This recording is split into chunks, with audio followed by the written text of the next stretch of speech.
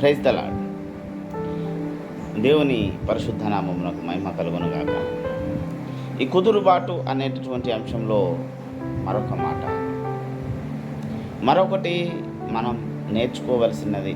దేవుని ప్రణాళికలో మనం బ్రతుకుతున్నప్పుడు ఇంకొక కుదురుబాటు కూడా మనకు అవసరమైనది. అదేమిటంటే విశ్వాసులతో కుదురుబాటు, సేవకుడితో కుదురుబాటు. ప్రియులారా, అపోస్తలుడైనటువంటి పౌలు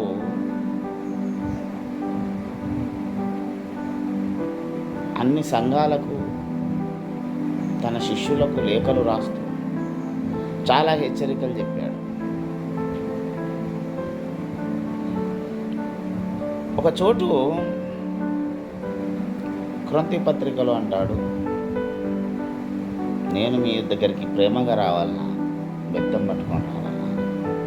కొన్నిసార్లు వీళ్ళు నాకు అవసరమైన వారు అన్నాడు. కొన్నిసార్లు వీరి వల్ల నేను మోసపోయాను అన్నాడు.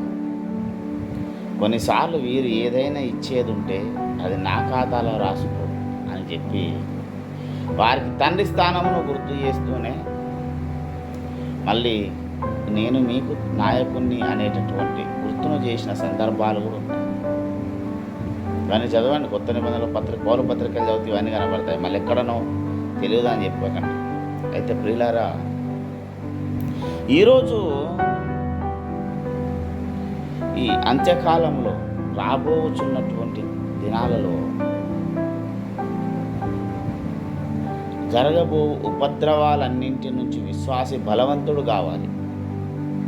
దినదినము క్రైస్తవుల మీద దాడులు జరుగుతున్నాయి. సువార్త పరిచర్య ఇబ్బంది అవుతుంది, చాలా కష్టతరం అవుతుంది. కనుక విశ్వాసి ఈరోజు కలిగి ఉండవలసింది, విశ్వాసి మొదట, నువ్వు తర్వాత ఎవరివైనాగా, సేవకుడా, అపోస్తలుడా, సంథింగ్ ఏ కేటగిరీలో నువ్వు ఉన్నా, మొట్టమొదటిగా మన విశ్వాసులం. ఈ విశ్వాసిగా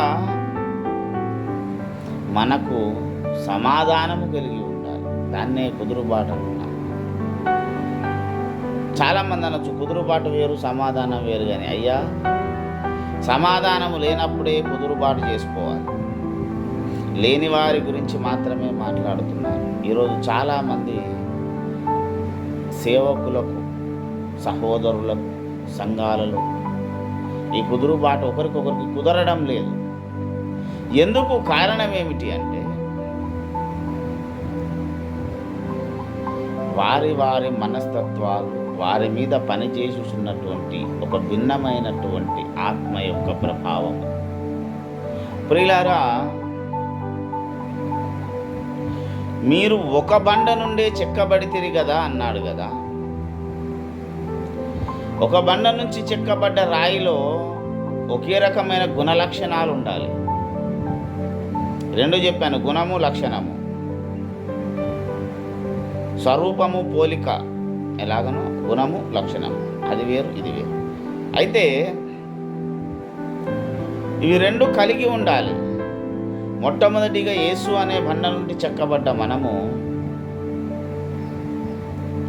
యేసు లక్షణాలు ఎన్ని ఉన్నాయి? యేసయ్య చెప్పినటువంటి మాటల ప్రకారము బ్రతుకుతున్న లక్షణాలు ఎన్ని ఉన్నాయి? ఇది జాగ్రత్తగా గమనించుకోవాలి మనం. ఎప్పుడు ప్రతి విశ్వాస ఒక మాట గుర్తుపెట్టుకోవాలి. రేపు దేవుని దగ్గర నువ్వు ఆశీర్వదించబడాలన్నా, నీ కుటుంబం ఆశీర్వదించబడాలన్నా, మొట్టమొదటిగా మనము దేవుడితో సరి అయిన సఖ్యతను కలిగి ఉండాలి. ఆ తర్వాత సంఘముగా సఖ్యత కలిగి ఉండాలి. ప్రియులారా, సూటిగా ఒకే మాట నేను మాట్లాడతాను. ఏంటంటే, ఈరోజు దేవుడి సంఘాలలో ఈ కుదురుబాటు లేదు, ఒకరికి ఒకరికి మధ్యలో సమాధానము లేదు. ఎందుకు ఈ పరిస్థితి వచ్చింది అంటే, కొన్నిసార్లు సేవకుడు గద్దించడం విశ్వాసికి నచ్చడం లేదు.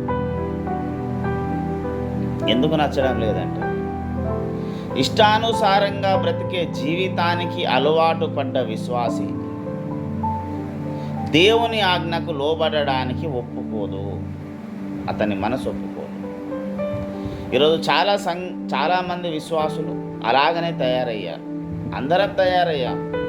నీకు ఒకటి నచ్చింది అంటే దాన్ని వద్దు అన్నప్పుడు వదులుకోవడానికి, దేవుడు చెప్పినా మానుకోవడానికి ఇష్టంగా లేరు. మానుకుంటున్నామని అనుకుంటాం, కానీ అది లోపల తిరుగుతూనే ఉంటుంది. ముఖ్యంగా దేవుని యొక్క ఆత్మ కలిగి పనిచేసేటటువంటి వారి మీద పుకార్లు, చాడీలు, ఈ కొండెములు చెప్పేవాడు ఎవరి వల్ల చెప్పబడుతుందని బైబిల్ చెప్పబడిందో, ఇక ఒకరి మీద, సేవకుడి మీద కానీ, విశ్వాసుల మీద కానీ, సేవకురాళ్ళ మీద కానీ, నీ పొరుగు వారి మీద, అది చివరికి నీ భార్య అయినా నీ పిల్లలైనా, నువ్వు ఒక చెడు మాట చెప్తున్నావంటే నువ్వు ఏ ఆత్మ కలిగి పని చేస్తున్నావు అన్నది మీ విఘ్నతకే వదిలేస్తున్నాను. అలాంటి ఆత్మచేత నడిపించబడుతున్న నీవు సంఘాన్ని ఎలాగా నడిపిస్తావు? ఒక సేవకుడివి అయితే సంఘాన్ని ఎలా నడిపిస్తావు? ఒక సంఘ పెద్దవైతే సంఘాన్ని ఎలా నియంత్రిస్తావు? ఒక స్వార్థ పనిచేసే సేవకుడివి అయితే నీకు సాడీలు చెప్పడమే సరిపోతుంది, దేవుని వార్త ఎలాగా చెప్తావు? అందుకే చెప్పాను, సంఘంలో సమాధానము అనేది ఉండాలి. సంఘాల్లో కుదురుబాటు జరగాలి. ఆ కుదురుబాటు సేవకులకు, విశ్వాసులకు మధ్య జరగాలి. ఈరోజు ఒక విశ్వాసి చెప్పిన మాట వినలేదంటే సేవకుడు వాళ్ళని టార్గెట్ చేసి ప్రసంగాలు చేసే సేవకులను చూశాను. అతనికంటే కొంచెం ఎక్కువగా షైన్ అవుతున్నాడో, దేవుడు వాడుకుంటున్నాడంటే వాళ్ళ మీద నిందలేసి తనకు అనుకూలంగా ఉన్న విశ్వాసుల చేత లేనిపోని చాడీలు చెప్పించే సేవకులను నా జీవితంలో నేను చాలామంది చూశాను. ఎన్ని చేసినా ఏమి చేసినా వారికి ఏమి కాదు. ఇప్పుడు నేరారోపణ చేస్తున్నామంటే తప్పైతే దేవుడు చూసుకుంటాడు. నువ్వు ప్రచారం చేయాల్సిన అవసరం లేదు. నువ్వు ప్రచారం చేస్తున్నావంటే అర్థం ఏంటిదంటే దురాత్మ నీలో పనిచేస్తుందని అర్థం. నేను కరాఖండిగా చెప్తున్నాను, పక్కవాడి మీద చాడీలు చెప్పేటటువంటి సేవకుడు ఎవడన్నా ఉంటే వాళ్ళ దగ్గరికి అసలు ఆరాధన కూడా వెళ్ళొద్దు. ఎందుకంటే వాళ్ళ లోపలనే పరిశుద్ధాత్మ దేవుడు పనిచేస్తలేడు. మీరు పోతే మీరేం నడిపించబడతారు? మీ జీవితాలు ఏం దీవించబడతాయి? కనుక ప్రియులారా, జాగ్రత్తగా గుర్తుపెట్టుకోండి, ఎవడైతే దేవుని ఆత్మ చేత నడిపించబడుతురో వాడు దేవుని కుమారుడు అన్నమాట.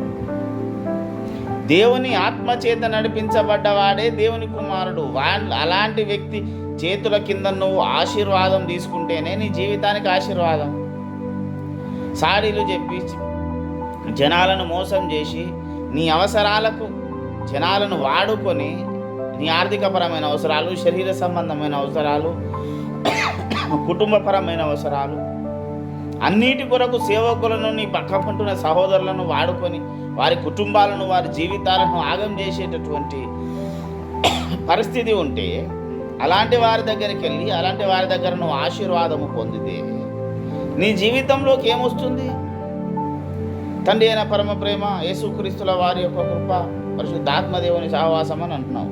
నువ్వు చేతిని ఆశీర్వదించినప్పుడు నీ లోపల ఆత్మ పనిచేస్తే నీ నోట్లో నుంచి వచ్చే మాటలో కూడా శక్తి ఉండాలి.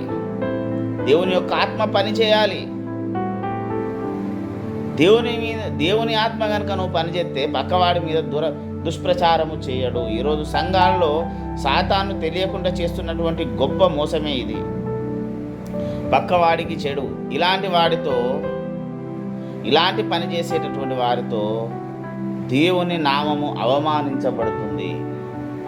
ఇలాంటి పని చేసేటటువంటి వారితో సంఘాలు విడగొట్టబడతాయి. అనేక మంది అన్యులవుతారు. నేను చూశాను, నా సంఘాస్తులనే, నాతో పాటు ఉన్నవారు, నేను జీవితం ఇచ్చి ప్రభు పరిచర్యలో నిలబెట్టిన వారే చెప్పడం వల్ల కొన్ని కుటుంబాలే అన్యులైపోయిన సందర్భాలు. ఏళ్ళకేళ్ళు కష్టపడి సంఘాలు కట్టిస్తే పైసలు లేవని సేవ వదిలేసిన ప్రబుద్ధులను చూశాను నా జీవితం. వాళ్ళు అన్యులైపోయారు.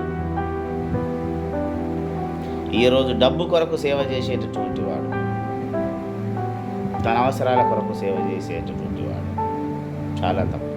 ఒకటి చెప్తున్నాను ప్రియులారా, మీరు విశ్వాసులైతే ఒకటి గమనించండి, నీవు ఇవ్వవలసిన మట్టుకు నువ్వు కానుకలు ఇవ్వు. సేవకుని ఇంట్లో ఉప్పు లేదు, పప్పు లేదు, ఒకసారి ఇవ్వాలి, పద్దాకి ఇవ్వద్దు. పద్దాకి ఇస్తే నువ్వు సేవకుని బద్ధకస్తుని తయారు చేస్తున్నావు. ఏ సేవకుడు పని చేసుకునే స్థాయి లేదా? ఏదో చాలామంది ఇయ్యండి ఇయ్యండి ఇయ్యండి అనే సేవకులు ఎందుకు ఇవ్వాలి స్వామి? నీవు తీరిక లేనంత సేవ చేస్తున్నప్పుడు, నీ సేవకు సరిపడా ఆర్థికంగా నువ్వు లేనప్పుడు సహాయం చేయమని బైబిల్ చెప్పింది. నువ్వు ఆదివారం గంట సేపు వాక్యం చెప్పి వారం అంతా నడింట్లో కూర్చొని బిర్యానీలు కావాలంటే విశ్వాసులను దోసుక తినడం తప్పు. దీనివల్లనే ఈరోజు సంఘాల్లో కుదురుబాటు లేదు. ఇది నచ్చక చాలామంది వ్యతిరేకులు అవుతున్నారు. ఇది తప్పు అని ఎవరైనా హెచ్చరిస్తే అలాంటి విశ్వాసి కానీ సేవకుడు కానీ ఎదుటివారి మీద దాడి చేయడం మొదలు పెడుతున్నారు మాటలతో.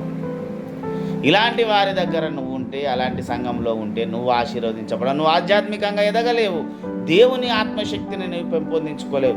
అందుకే అంతకాలంలో దేవుడు చెబుతున్న ఒక బలమైన పరిచర్య, సత్యము కొరకు స్తంభముగా నిలబడేటటువంటి బలవంతులను దేవుడు బయటికి తీయబోతున్నాడు.